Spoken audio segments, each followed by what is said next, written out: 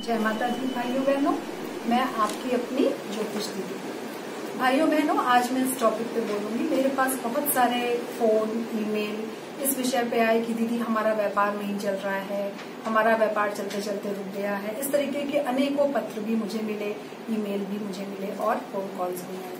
तो आज मैं इसी विषय को लूंगी कि अगर किसी का व्यापार चलते चलते रुक गया है या व्यापार में बहुत हानि हो गई है, व्यापार में मुनाफा नहीं हो रहा है, तो वो किन वजह से होता है। देखिए, व्यापार है तो उतार चढ़ाव तो होता रहेगा। ये एक सामान्य सी प्रक्रिया है कि कभी हमें बहुत लाभ मिलता है और कभी हमें अचानक हानि हो जाती है। लेकिन अगर आपको लंबे समय से हानि उठानी पड़ रही है या काफी लंबे समय से व्यापार प्रगति नहीं कर रहा है, बिजनेस में लॉस हो रहे हैं, तो उस विषय को हम गंभीरता से लेंगे। तो इसके व्यापार चलने के दो कारण होते हैं, दो ग्रह महत्वपूर्ण हैं जो व्यापार में कारक बनते हैं। एक है बुध ग्रह, बुध व्यापार का द्योतक है, और दूसरा है शनि जो आपको मेहनतशील बनाता है, परिश्रम बनाता है, क्योंकि बिना परिश्रम के कोई कार्य सफल नहीं होता। तो भाइयों बहनों, होता क्या है कि हम बुध जो हमारे वाणी और मस्तिष्क का, साथ में हमारे व्यापार का द्योतक है, तो हमारी बुद्धि को वैसा ही बनाता है। कभी कभी हम कार्य करते हैं, हमें सफलता नहीं मिलती, हो सकता हो हमारी स्ट्रेटेजी सही ना हो, या हो सकता है हम सही ढंग से कार्य ना कर रहे हो, या जिस तरह आपका भाग्योदय होना है उस फील्ड में आप अपना दिमाग नहीं लगा रहे हैं। ये सारी चीजें बुध ग्रह की वजह से होती हैं। और दूसरा चीज होती है शनि, शनि जो आपको मेहनत करना सिखाता है, और बिना मेहनत के कुछ नहीं मिलता। व्यापार में हो सकता है कि आप सही दिशा में मेहनत ना कर पा रहे हो, या मेहनत करते हैं तो आपको सही फल नहीं मिलता। तो ये इन्हीं दो कारक ग्रहों की वजह से होता है। एक है शनिदेव और दूसरे हैं बुध ग्रह। अगर आपकी कुंडली में इन दोनों ग्रह आपके नुकसान पहुंचा रहे हैं, बुध और शनि, यानी कि वो कहीं ना कहीं से या तो उनकी डिग्री कमजोर है, या वक्री ग्रह है, या नीच के हो सकते हैं, कोई भी उनका सही दिशा नहीं होगी, जिसकी वजह से आपको ये हानि उठानी पड़ रही है। तो आज हम इन्हीं दो ग्रहों पे हम आपको चर्चा करेंगे। देखिए, अगर आपका व्यापार नहीं चल रहा है तो सबसे पहले तो आप ये करिए कि एक बुध ग्रह के कारक होते हैं गणेश भगवान। गणेश भगवान बुध ग्रह के इष्ट हैं। तो सर्वप्रथम प्रथम आदिदेव जो है हमारे गणेश जी हैं। गणेश जी की आराधना स्टार्ट करिए। आप गणेश जी की आराधना कैसे करेंगे? आपका अगर व्यापार स्थल है, कोई ऑफिस है, दुकान है, या आप अपने घर से व्यापार करते हैं, कोई भी स्थल है जहाँ पे आपने लक्ष्मी गणेश जी को स्थान दिया हुआ है, उनको विराजमान किया हुआ है, तो वहाँ आप गणेश जी की प्रतिमा के चारों ओर 4 बड़ी सुपारियां उनके चारों ओर रख दीजिए। ठीक है, 4 सुपारियां रख दीजिए, बड़ी वाली। और साथ में गणेश जी की दिशा सही होनी चाहिए। उनकी पीठ पूरब में नहीं करिए। उनकी पीठ अगर आपने पूरब में करी तो आपको हानि उठानी पड़ेगी। आप उनकी पीठ जो है थोड़ा सा तिरछी कर दीजिए। तिरछी करने से क्या होगा कि पीठ में दृढ़ता का वास होता है। पूर्व दिशा की ओर से ही अगर दृढ़ता आएगी तो फिर आपकी व्यापार में हानि तय है। आप उनकी पीठ को थोड़ा सा, मूर्ति की पीठ को तिरछा घुमा दें। और दूसरा काम ये करें, गणेश जी को आप नित्य पूजा तो करते होंगे गणेश जी की, तो साथ में गणेश अथर्वशीर्ष का पाठ करें और 2 इलायची, हरी इलायची गणेश जी को चढ़ाएं, और बाद में उस इलायची का आप सेवन कर लीजिए। गणेश अथर्वशीर्ष का पाठ करें, या अथर्वशीर्ष का पाठ आप नहीं कर पाते हैं तो कम से कम 21 बार ओम गंग गणपते नमः का जाप करें, जिससे गणेश भगवान की कृपा मिलनी आपको शुरू हो जाएगी। कम कुछ नहीं तो 43 दिन तक आप गणेश जी की नित्य पूजा इसी विधि से करें। दूसरा, आप एक सफेद झंडा पीपल के पेड़ पे बुधवार को चढ़ा के आए। मित्रों, नोट कर लीजिए, सफेद झंडा पीपल के पेड़ पे बुधवार को चढ़ाना है आपको, सूरज ढलने से पहले। दिन में किसी भी समय आप पीपल के पेड़ पे चढ़ा के आए। और हरी मूंग की दाल 1 मटकी ले लें। साबुत हरी मूंग की दाल लगभग 100 ग्राम आप ले लें, और एक छोटी मटकी मिट्टी की ले लें। उसमें आप हरी मूंग की दाल रखें, और उस दाल को आप अपने व्यापार स्थल के पश्चिम दिशा में, जो भी हो, दुकान हो, ऑफिस हो, कहीं भी हो, उसके पश्चिम दिशा में हरे कपड़े से बांध के उसको वहां पे रख दीजिए। और उसको ऐसी जगह रखिए कि जहाँ पे उसको कोई छेड़छाड़ ना करे। बुधवार के दिन ही आपको वो मटकी भी अपने व्यापार स्थल पे रखनी है।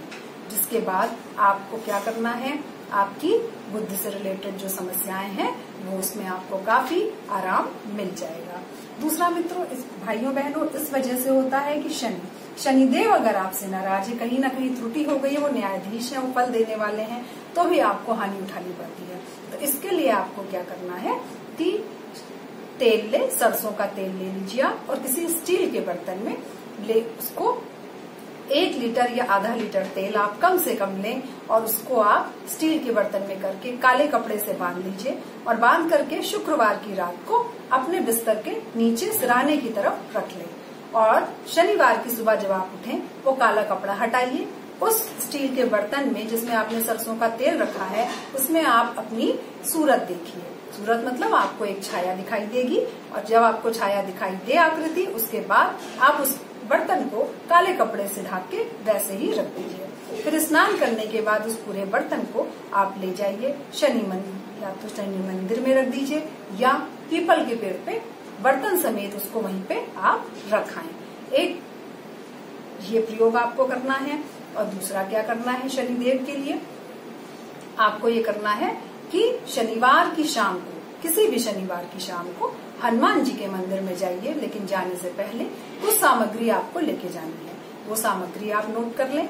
आपको 125 ग्राम पीला सिंदूर, चमेली का तेल, चांदी का वर्क, नोट करिए, जनेऊ, 125 ग्राम सिंदूर, चमेली का तेल,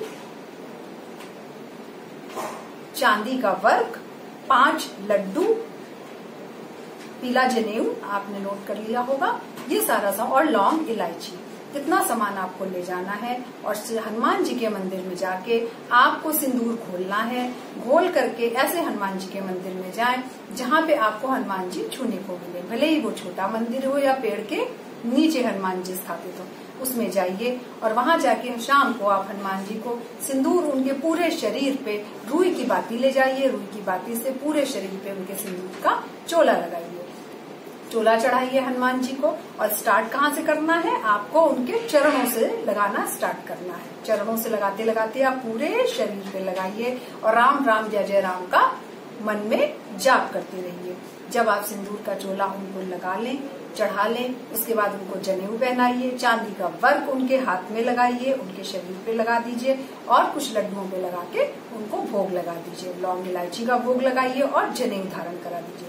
जनेऊ धारण कराने के बाद जब आप उनसे, हनुमान जी से प्रार्थना कीजिए कि आपका रुका व्यापार जो है उसमें गति दे और किसी भी तरह की कोई बाधा हो, चाहे शनि से हो या किसी भी कार्य 7.5 की वजह से, जिस वजह से भी हो व्यापार रुक गया है आपका, तो वो चलने लगे, उसको गति प्रदान करें। हनुमान जी पवन पुत्र हैं तो पवन के समान ही उसको गति देने लगे और आपका व्यापार तेजी से दौड़ने लगे। ऐसी गति दे हनुमान जी से आप प्रार्थना कीजिए। फिर आपको क्या करना है, हनुमान जी के चरणों दाहिने पैर से सिंदूर ले लेना है। आप किसी कागज या किसी भी डिब्बी में आप हनुमान जी के दाहिने पैर से सिंदूर ले आइए, लाइए और लाने के बाद आपको अपने माथे पे लगाना है और अपने व्यापारिक स्थल जो भी हो आपका, उस वहां पे आपको उसी सिंदूर से लिखना है राम। वहां पे आप राम लिखिए और अपना जहाँ पे आप गल्ला रखते हैं या आपका जो भी काउंटर है उसके आसपास के क्षेत्र में आपको लिखना है राम, और राम लिखना है उसी पैर के सिंदूर से। लिखने के बाद आप सिंदूर को संभाल के किसी पवित्र स्थान पे, चाहे आप अपने काउंटर पे या पूजा स्थल पे, उसको संभाल के रख लें यथावत। और फिर हर शनिवार को आप अपने माथे पे तिलक लगाइए। शनिवार और बुधवार को आप हनुमान जी के सिंदूर जो लाए हैं उससे आप तिलक लगा सकते हैं। और भाइयों बहनों, ये प्रक्रिया करने के बाद आप भगवान से प्रार्थना कीजिए कि आपके व्यापार जो है, जो भी रुक गया है, चाहे किसी भी कारण से रुका है, उसमें गति मिल जाए और लाभ की प्राप्ति हो। गणेश भगवान से भी आपको लाभ के लिए प्रार्थना करनी है। कहना है, हे गणेश भगवान, आपके दोनों पुत्र शुभ और लाभ, जो आपके दोनों पुत्र हैं वो मेरे यहाँ विराजे। ये प्रार्थना आपको गणेश भगवान से करनी है। गणपति से ये प्रार्थना और हनुमान जी से कहना है कि जब आप वायु के पुत्र हैं, पवन के पुत्र हैं, तो पवन के समान ही मेरा व्यापार तेजी से दौड़ने लगे, गति करने लगे। और आपने तो भगवान के संकट दूर किए थे भगवान, तो आप मेरे संकट भी दूर कीजिए। आपको यही प्रार्थना हनुमान जी से कहनी है। कहने के बाद आप अपना व्यापार प्रारंभ कर सकते हैं। और चारों सुपारी गणेश जी के चारों ओर यथास्थान रखी रहने दीजिएगा, उसे हटाइएगा नहीं, वो वहीं पे स्थापित करी जाती है। तो आज के लिए इतना ही। अगली बार मैं बताऊंगी कि लक्ष्मी पूजन कैसे किया जाता है। जय माता।